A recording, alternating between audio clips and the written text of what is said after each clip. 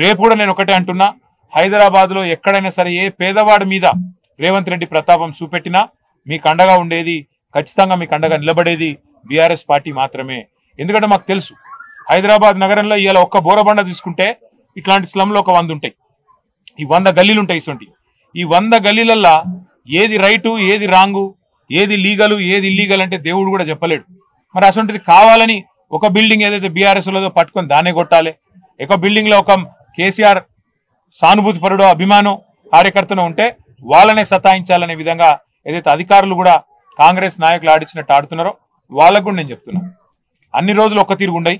ఇలా ఏ అధికారులు అయితే అతి చేస్తుండ్రో, ఏ అధికారులు అయితే కాంగ్రెస్ వాళ్ళు ఆడిచ్చినట్టు ఆడుతుండ్రో, కాంగ్రెస్ పార్టీ కార్యకర్తలు లెక్క పనిచేస్తుండ్రో, ఇది మంచిది కాదు. అధికారం ఇవ్వలకు శాశ్వతం కాదు. మొన్నటిదాకా 10 ఏళ్ళు మేమున్నాం, ఇవాళ వాళ్ళకు అవకాశం వచ్చింది. రేపు మళ్ళా బరాబర్ తెలంగాణలో మళ్ళా కేసీఆర్ గారికి అవకాశం వస్తుంది.